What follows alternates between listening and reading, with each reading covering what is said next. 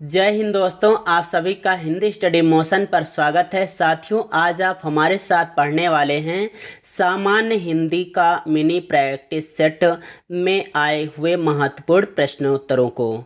तो आइए शुरू करते हैं। दोस्तों, वीडियो को अंत तक देखिएगा और यदि अच्छा लगेगा तो लाइक कीजिएगा, दोस्तों को भी शेयर कीजिएगा और अगर आप इस चैनल पर नए हो ना तो चैनल को भी सब्सक्राइब कर लेना। आइए वीडियो की शुरुआत करते हैं। पहला प्रश्न दिया गया है, भारत भारती का प्रकाशन वर्ष है।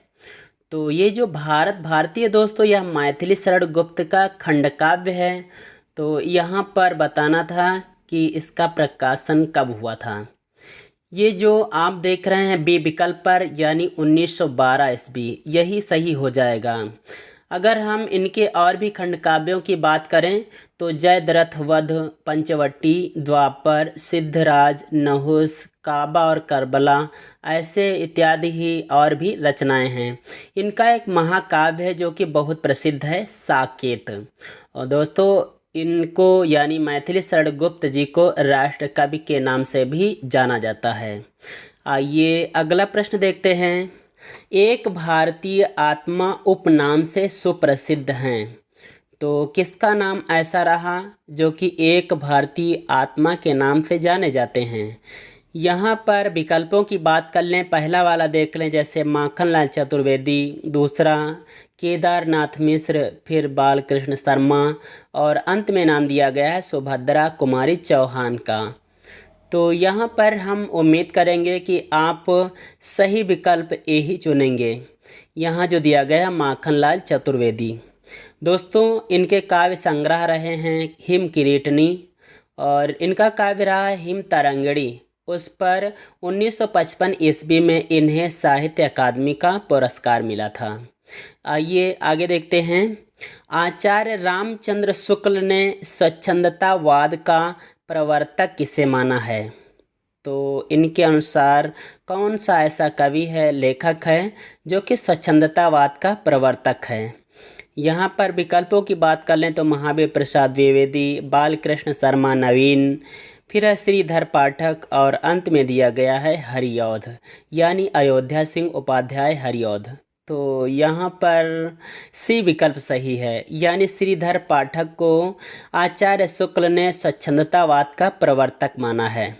दोस्तों, ये जो श्रीधर पाठक जी हैं ये द्विवेदी युगीन कवि हैं और इनको इनके साथ में एक पंक्ति भी जोड़ लेते हैं, ये आ सकती है। श्रीधर पाठक जी जो हैं ये हिंदी खड़ी बोली के प्रथम कवि माने जाते हैं।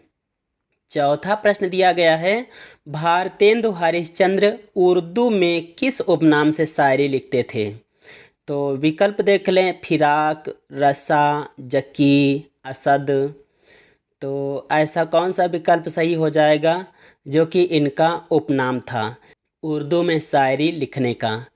तो यहाँ भी विकल्प सही है, यानी हरिश्चंद्र जी, इनको भारतेंदु की तो उपाधि मिली ही थी और ये अपने उपनाम रसा से शायरी लिखते थे। और अगर हम और भी बात करें अन्य विकल्पों की तो पहले पर दिया गया है फिराक। फिराक नाम से उर्दू में शायरी करते थे रघुपति सहाय।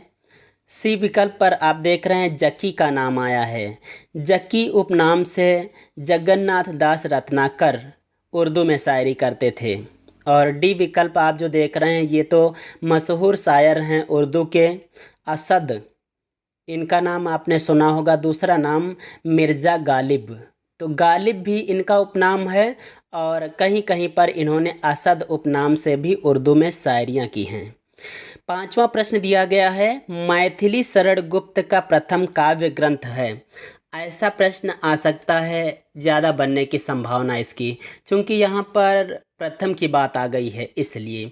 और जैसा कि मैथिली शरण गुप्त जी प्रसिद्ध कवि लेखक तो हैं ही, तो यहाँ पर आपने यदि चुना होगा डी विकल्प तो यही सही ही होना चाहिए, यानी रंग में भंग गुप्त जी का प्रथम काव्य ग्रंथ है। और जैसा कि इसके प्रकाशन की बात कर लें तो इसका प्रकाशन 1909 ईस्वी में हुआ था। अगला प्रश्न दिया गया है, निम्नलिखित में से किसमें बाल विधवाओं की करुण दशा का मार्मिक चित्रण है। यानी जो छोटी छोटी लड़कियां होती हैं उनका जल्दी में विवाह जब हो जाता है और पति के मरने के बाद में वे फिर बाल विधवाएं हो जाती हैं, उस समय उनको जो दुख होता है, जो कष्ट होता है, उसका चित्रण किसमें किया गया है, ऐसी रचना बतानी है। तो यहाँ पर सी विकल्प सही हो जाएगा, यानी मन की लहर में। यह काव्य है और जैसा कि इसकी बात कर लें तो यह पंडित प्रताप नारायण मिश्र का काव्य है। और भी 3 जो काव्य हैं इनमें पहले 2 तो हिंदी में लिखे गए, लेकिन जो चौथा विकल्प दिया गया है दीवो ब्राह्मण, यह उर्दू में लिखा गया है। इनके और भी काव्य हैं, और भी नाटक हैं, और भी रचनाएं हैं, जैसे गो संकट, भारत दुर्दशा, कलि कौतुक, कलि प्रभाव, हठी अमीर इत्यादि, जो कि नाटक हैं। अगला प्रश्न दिया गया है अंधा युग की विधा है। तो यह सुप्रसिद्ध रचना है, इसके बारे में आप जानते होंगे कि यह कैसी विधा है और किसकी रचना है। यहाँ पर ए विकल्प सही होना चाहिए, यानी यह काव्य नाटक है। इसका प्रकाशन 1955 ईस्वी में हुआ था और यह धर्मवीर भारती का नाटक है। 8वां प्रश्न दिया गया है ब्रह्मानंद सहोदर माना गया है। तो ब्रह्मानंद सहोदर किसको कहा जाता है, इसके बारे में भी आप सभी साथियों को मालूम होगा। तो यहाँ पर रस को मानते हैं, छंद को मानते हैं, अलंकार को मानते हैं अथवा काव्य को मानते हैं। यहाँ तो दोस्तों पहला ही विकल्प सही होना चाहिए, यानी रस को ब्रह्मानंद सहोदर कहा जाता है। अगला प्रश्न लौकिक संस्कृत छंदों का जन्मदाता किसे माना गया है। तो इससे पहले आपने पढ़ा होगा वैदिक संस्कृत, और जो आप इस समय पढ़ रहे हैं यह लौकिक संस्कृत है। तो इस संस्कृत के जो छंद आए हैं उनका जन्म किससे हुआ, यानी किसने उनको जन्म दिया है। तो यहाँ पर पिंगल का नाम आया है, भामा हैं, वाल्मीकि हैं, भरत हैं। आपके अनुसार कौन सा होना चाहिए। ये जो सी विकल्प दिया गया है वाल्मीकि, यही सही हो जाएगा दोस्तों आपके अनुसार भी। जैसा कि वाल्मीकि जी आदि कवि कहे जाते हैं। अच्छा, जब ये आदि कवि कहे जाते हैं तो इनकी रचना जो है रामायण, उसको आदि काव्य कहा जाता है। इसमें दोस्तों 24,000 श्लोक हैं। रामायण में 24,000 श्लोक हैं, इसलिए इसको चतुर्विंशति सहस्री संहिता भी कहते हैं। चतुर्विंशत मतलब 24, सहस्री मतलब 1000 वाली। चिरंतन का विलोम शब्द कौन सा है।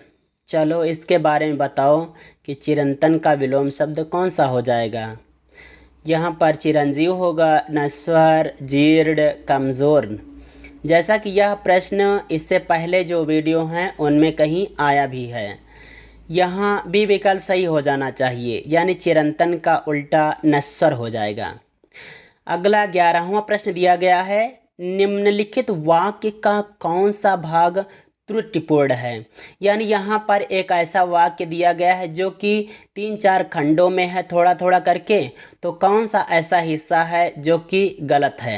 अगर कोई भी गलत नहीं है तो आपको डी विकल्प चुन लेना है। यहाँ पहला दिया गया है नेताजी अपना, फिर है भावी जीवन, आगे दिया गया है जनसेवा में बिताएंगे। अगर इन तीनों में से कोई नहीं गलत है तो आप डी विकल्प चुन लें, यानी कोई त्रुटि नहीं। यहाँ आपने चुना होगा बी विकल्प, यानी भावी जीवन। दोस्तों भावी जीवन नहीं कहा जाता है, इस जगह पर आगामी जीवन होना चाहिए था, तो यह वाक्य पूरा क्लियर हो जाता। यानी यहाँ पर बी विकल्प आपको टिक करना था। अगला प्रश्न दिया गया है मुट्ठी में करना मुहावरे का उचित अर्थ है। तो इसके बारे में जैसा कि आपको मालूम होगा, सरल है थोड़ा सा। ऐसा मुहावरा लोग बोला भी करते हैं आपस में, बोलचाल की भाषा में एक दूसरे से। तो जैसे कि रिश्वत देना, गुप्त दान करना, किसी को अपने वश में करना, किसी बात को गुप्त रखना। तो इनमें से सी विकल्प सही हो जाएगा, किसी को अपने वश में करना। अगला प्रश्न दिया गया है पूर्वी हिंदी की कितनी बोलियां हैं। तो पूर्वी हिंदी की बोलियां यहाँ पर संख्या बतानी है, कितनी हैं, 2, 3, 4, 5। तो कौन सा विकल्प सही हो जाएगा। हम आशा करेंगे कि आप यहाँ पर बी विकल्प चुनेंगे, क्योंकि इसको हमने ट्रिक से याद करवाया है। यदि आपने उस वीडियो को ना देखा हो तो उसकी लिंक ऊपर आई बटन पर दी गई है, उस वीडियो को आप देख सकते हैं। वहाँ से देखने के बाद में जितनी भी बोलियाँ हैं अपनी हिंदी की सब के सब ट्रिक से याद हो जाएंगी। तो यहाँ पर बी विकल्प सही है, यानी 3 बोलियाँ हैं। इनको हमने याद कराया था ABC। ए से अवधी, बी से बघेली और सी से छत्तीसगढ़ी। 14वां प्रश्न दिया गया है, रघुवंशम में कितने सर्ग हैं? चलो भाई इसके बारे में बताओ। रघुवंशम महाकाव्यम, जो कि महाकवि कालिदास का काव्य ग्रंथ है, तो इसमें कौन से विकल्प को आप टिक करेंगे? यहाँ सी विकल्प सही हो जाएगा, यानी इसमें 19 सर्ग हैं। दोस्तों इसमें वर्ण विषय की बात करें तो मनु से लेकर अग्निवर्ण तक 31 सूर्यवंशी राजाओं का वर्णन किया गया है। आगे देखते हैं 15वां और आज का अंतिम प्रश्न, शेक्सपियर के प्रायः सभी नाटकों का हिंदी अनुवाद किसने किया? चलो भाई इसके बारे में बताओ। तो इसमें सी विकल्प सही हो जाना चाहिए, यानी लाला सीताराम जी। इन्होंने शेक्सपियर के लगभग सभी नाटकों का हिंदी में अनुवाद किया है, यानी इन्होंने भी एक महान कार्य करके दिखा दिया। आप भी करके दिखा सकते हैं, बशर्ते आपको उससे कि पहले अध्ययन करना होगा। तो दोस्तों आज के अंक में सिर्फ इतना ही, और यदि यह वीडियो आपको पसंद आया हो तो लाइक कर दें सेशन को, और दोस्तों को भी शेयर कर दें। अगर आप इस चैनल पर नए हैं तो चैनल को भी सब्सक्राइब कर लें, क्योंकि हम ऐसे वीडियो बराबर लाते रहते हैं। तो आइए साथियों चलते हैं अगले वीडियो में, अगला टॉपिक लेकर फिर से उपस्थित होंगे। तो जय हिंद, वंदे मातरम।